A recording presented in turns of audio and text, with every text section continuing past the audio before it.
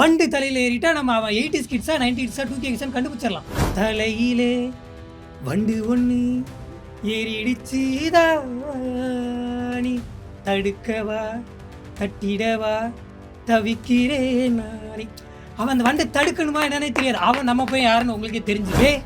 என் தலைக்கேறுற தடுமாறுற வண்டா நீயும் மாறி நீ துண்டா நெருக்கிற உச்சந்தல ஏறி நீ உள்ள சிரிக்கிற அப்படின்னானா அவன் 2K கிட்ஸ். ஏன் உச்சி மண்டையில் சுருங்குது விருங்குது அப்படின்னு ஒரு வண்டி ஏறினோடனே ஒரு பதட்டத்திலே இருக்கான். அந்த வண்டை நான் என்ன பண்ணணுன்னே தெரியல அப்படின்னா அவன் தான் அப்பாவி 90s கிட்ஸ். முரளி ரூம் போட்டு உட்காந்து யோசிச்சு எழுதிட்டு வந்திருக்காரு. இந்த மாதிரி ப்ரிப்பரேஷனை தான் நாங்கள் எதிர்பார்க்கலாம் முரளி. பெஞ்சிங் வெயிட்டிங் பஃபரில் வைக்கிறேன் தம்பி. அவன் கூட எனக்கு வாக்குவாதம் வர்ற மாதிரி இருக்கு. கொஞ்சம் பார்க்குறேன் அவன் சுவிட்சு ஒத்து வரானான்னு பார்க்குறேன். இல்லைன்னா டபக்குன்னு கட்டிட்டு அவன் கூட வந்துடுறேன். பெஞ்சிங் வெயிட் பண்ணு, உனக்கு நல்லது நடக்கும். ஏதாவது ஒரு அதிர்ஷ்டம் கதவை தட்டினால் தட்டும், வெயிட் பண்ணு. எங்களுக்கு தெரிஞ்சதெல்லாம் முத்தம் கொடுத்தா குழந்தை பிறந்துரும் தான்டா சொல்லி கொடுத்தது. அதுக்கே பயந்துட்டு கிடந்த தலைமுறைடா நாங்க. அந்த பொண்ணுக்கு ஆள் இருக்குது இல்லை, நீ கமிட்டடா இல்லை, என் கூடயும் பேசிக்கிட்டுன்றானுங்க. இப்போ இருக்க காதல் அவஸ்தை இவனுக்கு கூட நம்மளால ஒரு காதலை கூட நம்மளால வர்ணிக்க முடியல. நட்டி பறக்கன் அப்படின்னால நீங்கள் இப்போ செலிபிரிட்டி ஆயிடுவீங்க. ஒரே ஒரு ஒற்றை மேலே இருந்துச்சுன்னா போதும், நீங்கள் வந்து ஆயிரலாம். ஒரு பேண்ட்டு ஒன்று போடுறேன், அந்த பேண்ட்டுக்குள்ளே அந்த 4 பேர் அந்த குடும்பத்தில் சேர்ந்த 4 பேருமே குளிர்காலத்துக்கு உள்ளே போய் படுத்துக்கலாம். அந்த மாதிரி ஒரு பேண்ட்டு ஒன்று போடுறேன். அந்த காலத்தில் ஒரு பெண்கள் வந்துட்டு ஆப் சாரியில் பார்க்க முடியல. மன வருத்தமான ஒரு செயல். பேருந்தில் நீ ஏறியதைத்தான் பார்த்தேன், இறங்கினாயா குதித்தாயா சத்தம் இல்லாமல் என் மனதில். பொங்கல் தின சிறப்பு பட்டிமன்றம்.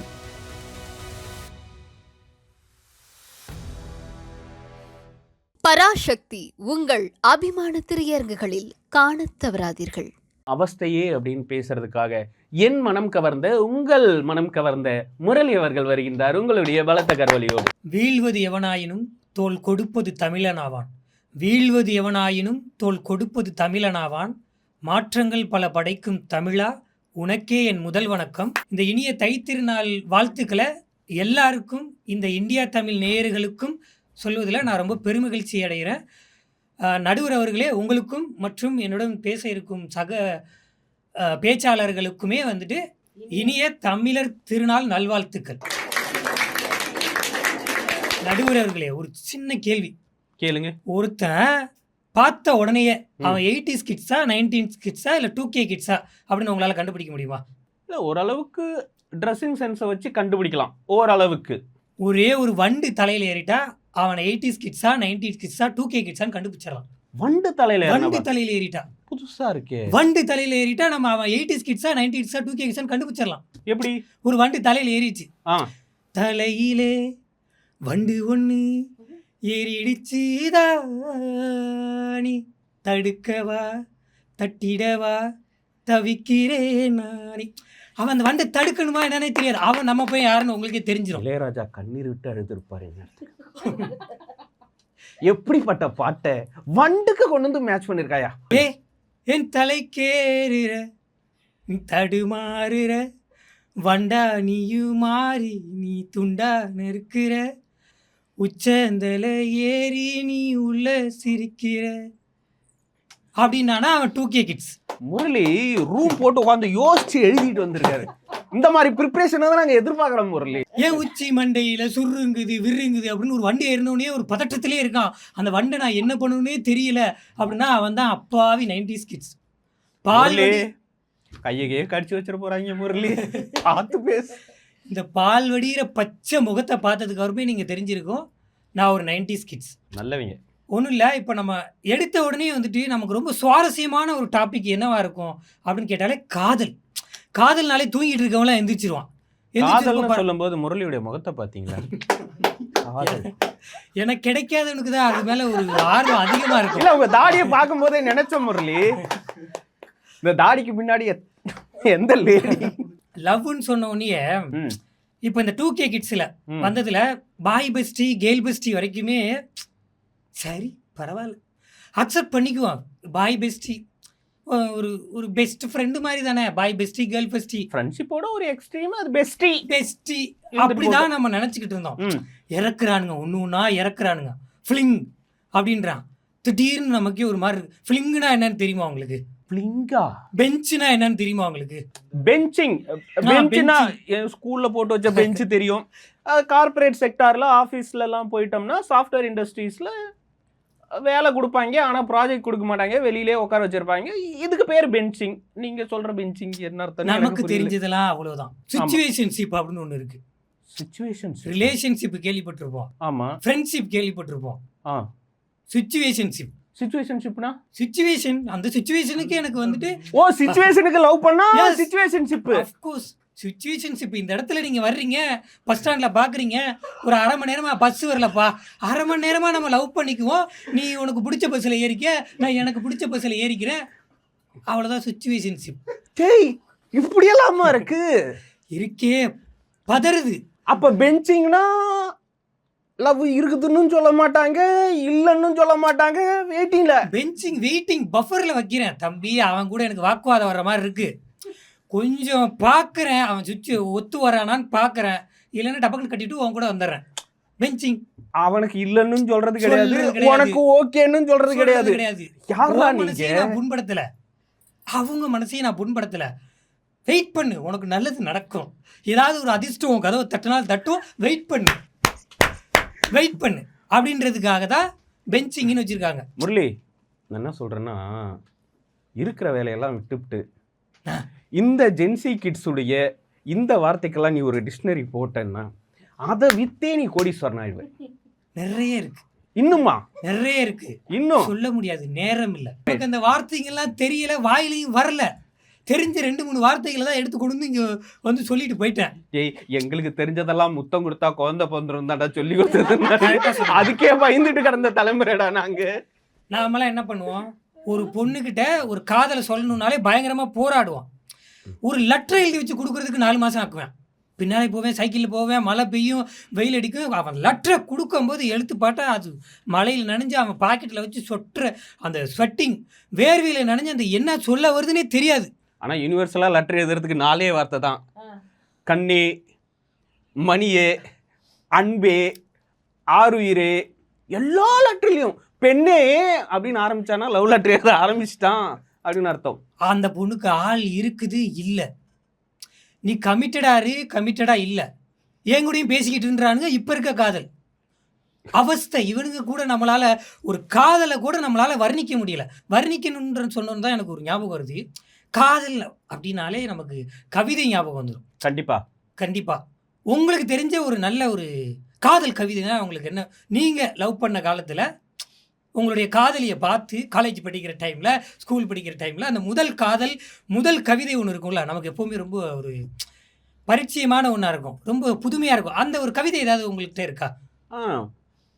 காதலியோட ஒரு லாங் ட்ராவல் பண்ணியிருப்போம், ஒரு நாள் அவங்க இல்லாமல் அதே லைனில் நம்ம ட்ராவல் பண்ணுறோன்னா பஸ்ஸில், அப்போது எழுதக்கூடிய வரிகளாக நான் எழுதுனது. நான் நிஜமாக சத்தியமாக எங்கள் அம்மா சத்தியமாக நான் தான் எழுதினேன். என் நெடுந்தூர பயணங்களில் ஜன்னலோரமாய் கைக்குட்டை போட்டு இடம் பிடித்துக் கொள்கின்றன உன் நினைவுகள், இப்படிலாம் எழுதி வச்சிருந்தோம். கவிதைனா இதுதான், கேட்டுக்கங்க. கவிதை எப்படி எழுதுறோம், நம்ம பையன் எழுதுறான். பேருந்தில் நீ ஏறியதைத்தான் பார்த்தேன், பேருந்தில் நீ ஏறியதைத்தான் பார்த்தேன், இறங்கினாயா குதித்தாயா சத்தமில்லாமல் என் மனதிற்கு. அந்த வரியை கேட்டிங்களா? பேருந்தில் நீ ஏறியதைத்தான் பார்த்தேன், நீ இறங்கினாயா குதித்தாயா என் மனதிற்குள். செத்துட்டான்டா எழுதுறேன். ஏடா என்னடா நீ இறங்க வேண்டிய இடமே வந்துருச்சுடா, அடுத்த ஸ்டாப்பிங்ல இறங்கியிருக்க, அது தெரியல அவனுக்கு. டிக்கெட் எடுத்தானா எடுக்கலையா? எடுத்து அவன் எங்கேருந்து எடுப்பேன், அவன் ஏறுறது பெண்கள் யாராவது வருவாங்களா போவாங்களா பார்ப்போமா அப்படின்னு ஒரு சில பேர் மாதிரி தான் போயிட்டு இருக்காங்க. நம்ம போய் எழுதுவான். கவிதையினாலே அப்படி ஒரு அருமையாக இருக்கும், ஒன்றும் இல்லை, சின்னதாக எழுதுவான். ஒரு பொண்ணு நடந்து போகுதுப்பா, நடந்து போகும்போதே அவனுக்கு உண்மையாகவே காதல் தோணும். நீ நடக்கும் பாதையில் நான் நடக்க ஆசை இல்லை, நீ நடக்கும் பாதையில் நான் நடக்க ஆசை இல்லை, நீ நடக்கும் பாதையாகவே ஆசை. இது 90s எழுதுறாங்களா ஜென்சி எழுதுறாங்களா? 90s கிட்ஸ் அப்போ எழுதுறாங்க. அப்படிலாம் பேருந்துல ஏறினே குதிச்சே இறங்கினே, அது 2K கிட்ஸ். என்னது அதெல்லாம் ஒரு கவிதையா? என்ன இறங்குனா கூச்சே, பஸ்ஸுக்கே காசு இல்லாமல் தானே ஏறினேன் ஃப்ரெண்ட் எடுப்பான்னு சொல்லிட்டு. அப்புறம் என்ன அந்த பொண்ணு உனக்கு இறங்குனா என்ன ஏறுனா என்ன? அதனால் இவ்வளோ பிரச்சனை இருக்குது. இவ்வளோ பிரச்சனையிலையுமே வந்து நம்மளை கொஞ்சம் சாந்திப்படுத்துகிற மாதிரி இருக்கிற ஒரே விஷயம் எது? இசை. இசை. இசை அப்படின்னாலும் நம்ம என்ன சுச்சுவேஷன்னாலுமே பாட்டு கேட்கணும் அப்படின்னு நமக்கு தோணிடும். கண்டிப்பாக. கரெக்டா? இப்போ ஸ்பாட்டிஃபைலாம் ஒன்று கொண்டு வந்திருந்தாங்க இப்போ ஜென்ரேஷனில், பிடிச்சிருந்துச்சு. ஏன்னா 1-2 நல்லது இருக்குது, அதை நம்ம கண்டிப்பாக வந்து இதை அடையாளப்படுத்தி ஏற்றுக்கணும். ஸ்பாட்டிஃபை அப்படின்னு கொண்டேன். சரி புதுசாக வச்சு ஸ்பாட்டிஃபை வச்சுருக்குமே, கொஞ்சம் பீஸ்ஃபுல்லாக கேட்போமே, கொஞ்சம் லாங் ட்ராவல் வேறு போகிறோமே அப்படின்னு ஒரு பாட்டை கேட்குறேன். பச்சை குத்திக்கின்னே உன்னோட பேரை வழியில் குச்சேண்டி 10,000 பீரே. நல்ல கருத்துள்ள பாடல். எதுக்குடா குத்தன, அப்புறம் எதுக்குடா போய் குடிக்கிற, எதுக்குடா இப்படிலாம் முதல்ல எழுதுறீங்க? ஒரு காலகட்டத்தில் முரளி, அது கரகாட்டக்காரன் ஒரு படம், அந்த படத்தில் கங்கை அமரன் அவர்கள் எழுதியிருப்பார். அன்னமே எந்தன் சொர்ணமே உந்தன் எண்ணமே வானவில் வண்ணமே கண்ணமே மது கிண்ணமே அதில் பொன்மணி வைரங்கள் மின்னுமே எண்ணமே தொல்லை பண்ணுமே பெண் என்னும் கங்கைக்குள் பேரின்பமே. இப்படியெல்லாம் கேட்ட இந்த காதுக்குள்ள இவங்க எழுதுற லிரிக்ஸ் எங்க ஆரம்பிக்குது, எங்க முடியுது, எதை நோக்கி போகுதுன்னே தெரியல இந்த காலகட்டத்தில். 3 அட்டாக் இருந்தா கூட மொதல் அட்டாக்லேயே போற மாதிரி தான் லிரிக்ஸ் எழுதுறானுங்க. பட்டுன்னு அதை கேட்ட உடனேயே அதுக்கெல்லாம் இப்போ ஒரு சில பாடல்களுக்கெல்லாம் பொருளே நம்மளால கண்டுபிடிக்க முடியல. என்ன மாதிரி பாடல்கள் சொல்ல முடியல. துக்கம் தொண்டையை அடைக்குது. மக்கையில காயமாகுவான்றேன் அப்படின்னா என்னன்னே தெரியல. அதை கூட மன்னிச்சு ஏத்துக்கிட்டோம். இன்னும் கொண்டு வரான்னு நிறைய பாடல்கள் இருக்கு, என்னால் அதை சொல்ல முடியல. ஏன்னா என் நினைவுலேயே அது இல்லை. அது அந்த மாதிரி அந்த பாடல் இப்போ நானு முரளியே ஒரு பையன்கிட்ட கேட்டேன், இந்த மக்கையால காயக்குவோன்னா என்னடான்ற. அண்ணே மக்காச்சோளத்தை காய வச்சு அரைச்சி சாப்பிட்டீங்கன்னா சுகர் வராதுன்னு எழுதி வச்சிருக்கேன். அந்த மாதிரி நம்ம பாடல் காற்றே என் வாசல் வந்தாய், காற்றே என் வாசல் வந்தாய் மெதுவாக கதவு திறந்தாய், காற்றே என் வாசல் வந்தாய் மெதுவாக கதவு திறந்தாய், காற்றே உன் பேரை கேட்டேன் காதல் என்றாய். நம்மால் அப்படி எழுதுறாரு. இது பாடல் ரொம்ப அருமையாக இருக்கும். இப்போ வந்து ரீல்ஸ் முகத்தில் ரொம்ப பயங்கரமாக மூழ்கி போயிட்டாங்க. ரீல்ஸில் ஒன்றுமில்லை, ஒரு பொண்ணு இந்த 1000 ஜன்னல் வச்சு வீடு எது கட்டியிருப்பேன் அப்போல்லாம் அப்படின்னா சந்தோஷமாக ஜாலியாக குடும்பமாக நல்லா வாழணும், பெண்டல் வீசுறதுக்கு அழகாக வாழ்றதுக்கு எல்லாரும் கூட்டு குடும்பம் ஆளுவோம் நல்லா இருக்கட்டும் அப்படின்னு. இப்போ ஒரே ஒரு ஜன்னலை வச்சு வாழ முடியல, வீடு கட்ட முடியல, வாழ முடியல. அந்த ஒரே ஒரு ஜன்னலில், அது என்ன ஒரு ஜன்னல், 1000 ஜன்னல் வச்ச வீட்டில் கூட நம்மளால் வாழ்ந்துட்டோம். நம்ம ஜென்ரேஷனாக இருக்கட்டும், நம்மளுக்கு முந்தைய ஜென்ரேஷனாக இருக்கட்டும் வாழ்ந்துட்டாங்க. ஒரே ஒரு 1000 ஜன்னல் வச்சா தான் ப்ராப்ளம் இருக்குது. எய்த்த வீட்டுக்காரன் என்ன பண்ணுறேன், பக்கத்து வீட்டுக்காரன் என்ன பண்ணுறேன், இந்த பிரச்சனையும் இருக்குமே. ஒரே ஒரு ஜன்னலை வச்சு தான் வீடை கட்டுவோமே அப்படின்னு ஒரே ஒரு ஜன்னலை வச்சு வீடை கட்டுனா, என் ஜன்னல் வந்த காற்றே ஒரு தேநீர் போட்டு தரவா. கட்டுன புருஷன் காலையிலேருந்து காப்பி தண்ணி கூட இல்லாமல் கட்டிலில் கிடக்கிற, கட்டையில் போகிறவா காற்று கூட கம்யூனிகேட் பண்ணிக்கிட்டு இருக்கா, காப்பி வேணுமா டீ வேணுமான்னு. இந்த ரீல்ஸ் மோகம் இருக்கே ரொம்ப மோசமான நிலையில் இருக்குது. அப்போல்லாம் ஒரு நடிகைகள் அவங்களுடைய திறமையை காட்டணும் அப்படின்னா ரொம்ப போராடுவாங்க. ஒரு இடத்துக்கு போயிட்டு ஏவிஎம் ஸ்டூடியோ முன்னாடி போயிட்டு தன்னோட நட்டிப்பை போட்டு நட்டிப்பறக்கன் அப்படின்னால நீங்கள் இப்போ செலிப்ரிட்டி ஆயிடுவீங்க.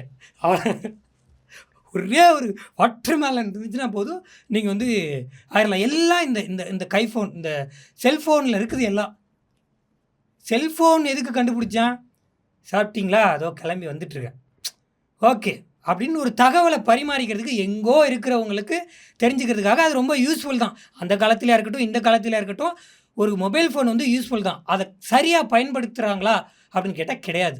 இந்த மாதிரி விஷயங்களுக்காக பயன்படுத்துகிற இவங்கள்ட்ட நம்ம அவஸ்தை தான். இப்போ அந்த காலத்துலேயோ இப்போ நம்ம ஜென்ரேஷன்லேயே வீட்டுக்கு ஒரு விருந்தாளி வர்றாங்க, ஒரு மாமா வராரு, மாமாட்டே போவோமே, ஒரு ஜாலியாக இருப்போமே. கண்டிப்பாக மாமா வராரு, வாங்க மாமா நல்லா இருக்கீங்களா. பொண்ணுருக்கு மாமா வரந்தால் இன்னும் கொஞ்சம் சூப்பராகவே கேட்போம். ஐயோ மாமா வாசலில் போய் வந்துட்டு கூட்டிகிட்டு வந்துடுவோம். உட்காருங்க மாமா, டீ சாப்பிட்றீங்களா காப்பி சாப்பிட்றீங்களா. என் தங்கச்சி 2K கிட்ஸ் அவர் வாசலில் நிற்கும் போதே வாயா மாமா, உட்காரியா மாமா, டீ வேணும்னு சொன்னீங்கன்னா டீ தூளில் போடுவேங்க, காஃபி வேணும்னு சொன்னீங்கன்னா காஃபி தூளில் போடுவேங்க அப்படின்னு சொல்லிட்டு சொல்றியா பாட்டிலேயே சொல்லிக்கிட்டு இருக்காங்க. வந்தவர் தெரிச்சு ஓடிட்டாரு. அந்த மாதிரியான நிலைமைகள் தான். தமிழரசன் நல்லா கேட்டுங்க. உறவுகளை மதிக்காத ஒரு தலைமுறையாக மாறிட்டு வந்துட்டு இருக்கலாம். அந்த காலகட்டத்தில் உறவினர்கள் வீட்டுக்கு வருவாங்க.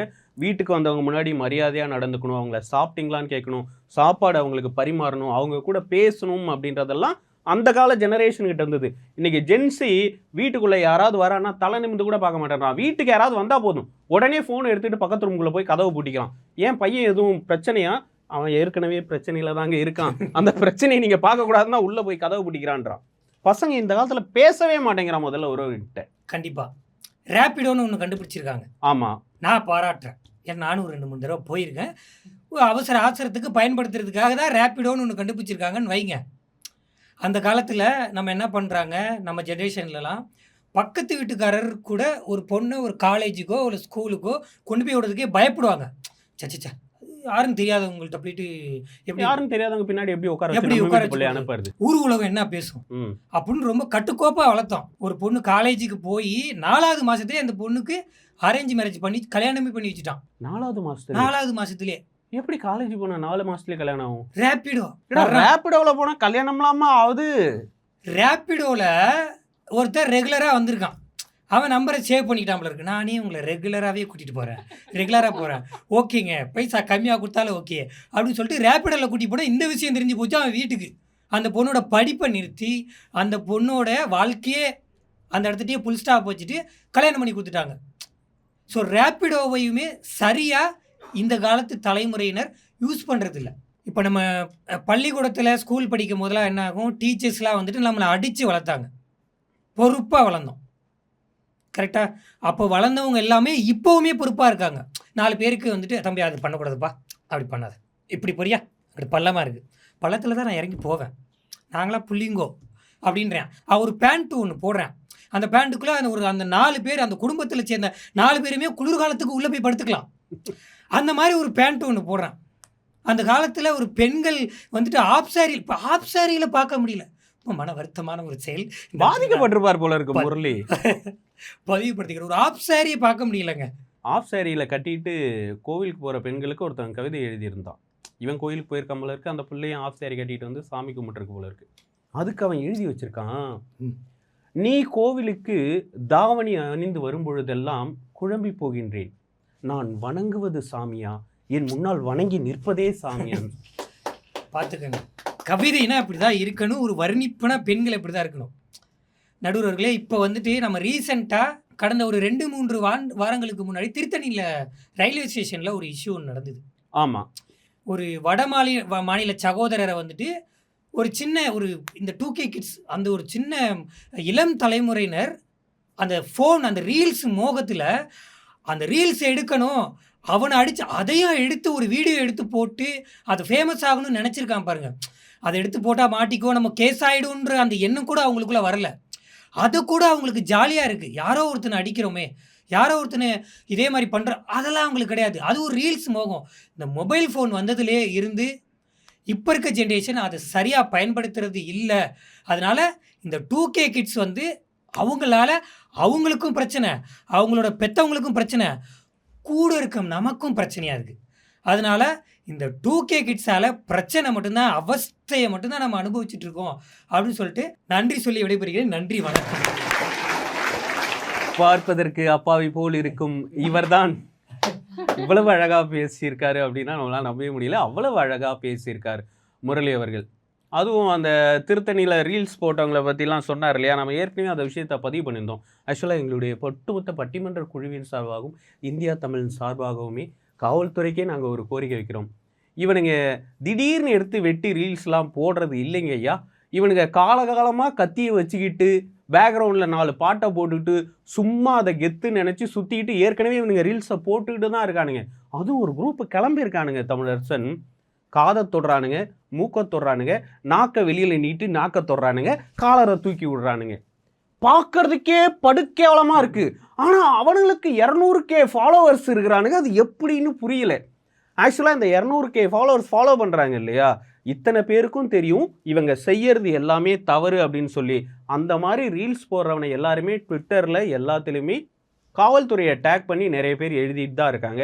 தயவு செஞ்சு ஆரம்ப நிலையில் அவன் முதல் தடவையாக கத்தி எடுத்துகிட்டு ரீல்ஸ் போடும்போதே அவனெல்லாம் கூப்பிட்டு வான் பண்ணி மிரட்டி விட்டிங்கன்னா நாளைக்கு அந்த கத்தி எடுத்துகிட்டு போய் 4 பேரை வெட்ட மாட்டோம் அப்படின்ற ஒரு கோரிக்கையை உங்களுக்கு எங்களுடைய குழுவினர் சார்பாக வைக்கிறோம். அதுவும் முரளி சொன்ன கருத்துக்கள்லாம் அவ்வளவு அற்புதமான கருத்துக்கள். இந்த ஜெனரேஷன் எல்லாத்தையுமே அவஸ்தை தான் கொடுக்குறானுங்க. அதுவும் பைக் ஓட்டுறானுங்க பாருங்க, ஒரு டயர் தரையில் இருக்குது, ஒரு டயர் அடுத்தவன் முன்னாடி ஓட்டுறவன் தலையில் வச்சு ஓட்டுறான். நியூ இயர் வந்துச்சு அப்படின்னு சொன்னால் எல்லாருக்கும் புத்தாண்டு வாழ்த்துக்கள் சொல்கிறது ஒரு மரபு இருந்துச்சு, சகலகலவலன் பாட்டெல்லாம் போட்டு. ஆனால் இன்னைக்கு பைக் ஓட்டும் போதே டமார் டமார் டமார் டமார்னு வெடிக்குது. ஸ்டாண்டை திறந்து விட்டு அதை ரோட்டில் ஓட்டிட்டு போகிறான், நெருப்பு பறக்குது. இவன் பண்ணுற தப்புக்கு இவன் அடிபட்டு செத்தா பரவாயில்ல, இருக்கிறவனை எல்லாரையும் ஆபத்துக்குள்ளாக்குறானே, அவஸ்தைக்குள்ளாக்குறானே,